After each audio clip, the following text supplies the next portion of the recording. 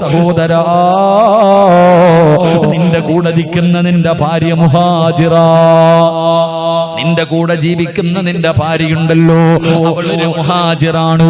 അവൾക്ക് വാപ്പയുണ്ട്, ഉമ്മയുണ്ട്, കൂടപ്പറപ്പുണ്ട്, വീടുണ്ട്, നാടുണ്ട്, കുടുംബക്കാരുണ്ട്. പക്ഷേ നീ നിന്റെ ഭാര്യ മഹർ കൊടുത്ത് വിവാഹം കഴിച്ചു കഴിഞ്ഞപ്പോ അന്നു മുതൽ നിന്റെ വാപ്പയാണ് അവളുടെ വാപ്പ, നിന്റെ ഉമ്മയാണ് അവളുടെ ഉമ്മ, നിന്റെ കൂടപ്പറപ്പ് അവളുടെ കൂടപ്പറപ്പ്. പടച്ചവനെ അല്ലാഹുവേ, നിന്റെതെല്ലാം അവളുടേതാവുകയാണ്. അവൾക്കൊന്നുമില്ല, അവൾക്കൊന്നുമില്ല. എല്ലാം ഉപേക്ഷിച്ചിട്ട് ഒരു മുഹാജിറിനെ പോലെ നിന്റെ ജീവിതത്തിലേക്ക് കടന്നു വന്നവളാ നിന്റെ ഭാര്യ. അതുകൊണ്ട് ചെറുപ്പക്കാരാ, അവൾക്ക് വേണ്ടത് ചെയ്തു കൊടുക്കൽ നിന്റെ കടമയാണെന്ന് നബി മുഹമ്മദ് മുസ്തഫ സല്ലല്ലാഹു അലൈഹി വസല്ലമ തങ്ങൾ പറയുമ്പോ, ഒരു ഭർത്താവിന് തന്റെ ഭാര്യയോടുള്ള ഒന്നാമത്തെ കടമ എന്തെന്നറിയുവോ? പെങ്ങളെ, റസൂലുള്ളാഹി പറയുകയാണ്, ഒരു ഭർത്താവിന് തന്റെ ഭാര്യയോടുള്ള ഒന്നാമത്തെ കടമ എന്തെന്നറിയുവോ? നീ കഴിക്കുന്ന ഭക്ഷണം നിന്റെ ഭാര്യയെയും കഴിപ്പിക്കണമെന്ന് നബി മുഹമ്മദ് മുസ്തഫ സല്ലല്ലാഹു അലൈഹി വസല്ലമ തങ്ങൾ പറയുമ്പോ, നീ കഴിക്കുന്ന ഭക്ഷണം നിന്റെ ഭാര്യയ്ക്കും കൊടുക്കട് എന്ന് അല്ലാഹുവിന്റെ പ്രവാചകൻ അവിടെന്ന് പറയുമ്പോ, പടച്ചവനെ, ഒരു വീടിന്റെ അകത്ത് ജീവിക്കാൻ തുടങ്ങി 8 കൊല്ലങ്ങളായി. എത്ര പേരാ പടച്ചവന് ഒരുമിച്ചിരുന്ന ഭക്ഷണം കഴിക്കുന്നത് ഓർമ്മയുണ്ടോ വാപ്പാ? നീയും നിന്റെ ഭാര്യയും കൂടെ ഒരുമിച്ചിരുന്ന് ഭക്ഷണം കഴിച്ച ദിവസം നിനക്ക് ഓർമ്മയുണ്ടോ? അല്ലാഹുവിന്റെ റസൂല് പറയുകയാ, അല്ലാഹുവിന്റെ റസൂല് പറയുകയാ, പടന്നയിലെ ഏറ്റവും മനോഹരമായ വീട് ഏതെന്നറിയുമോ? അല്ലാഹുവിന്റെ റഹ്മത്ത് പെയ്തിറങ്ങുന്ന, അല്ലാഹുവിന്റെ കാരുണ്യമിറങ്ങുന്ന, ഏറ്റവും കൂടുതൽ ബർക്കത്തുള്ള പടന്നയിലെ വീട് ഏതെന്നറിയുമോ? ചെറുപ്പക്കാരാ,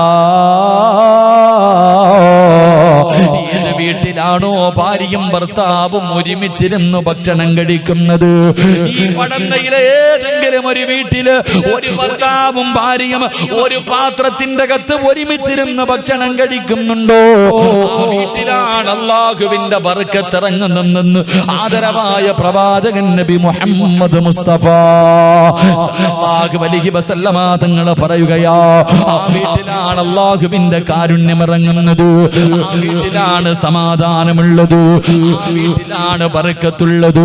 പ്രവാചകൻ അവിടുന്ന് പറഞ്ഞു തരുമ്പോ, രാവിലെ മുതൽ വൈകുന്നേരം വരെ വീടിന്റെ അകത്ത് കിടന്ന് യന്ത്രങ്ങളെ പോലെ കിടന്ന് കഷ്ടപ്പെടുകയാ.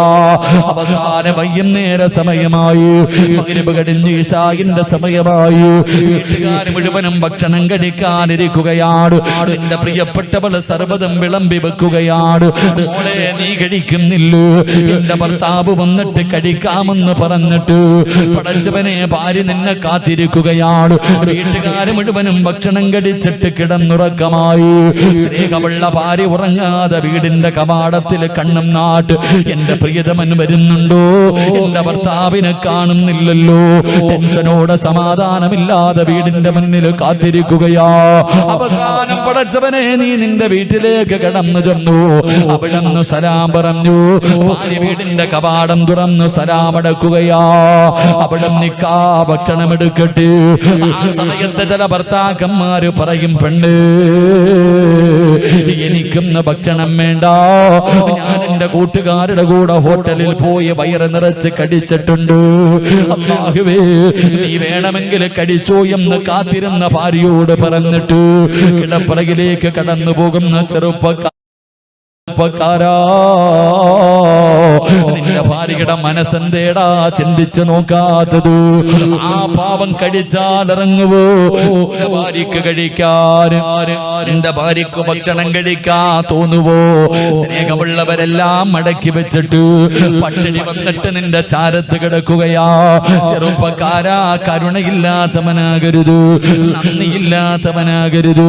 മോനെ, നിന്റെ ഭാര്യയുടെ കൂടെ നിനക്കൊന്ന് പോയിരുന്ന് കഴിച്ചാൽ ഒരുപാടൊന്നും വേണ്ട ചെറുപ്പക്കാരാ. ഒരു കിള ഭക്ഷണം കഴിക്കാൻ നിന്റെ വയറ്റിലെ സ്ഥലമുണ്ടെങ്കിൽ നിനക്കൊന്ന് കടിച്ചുകൂടി.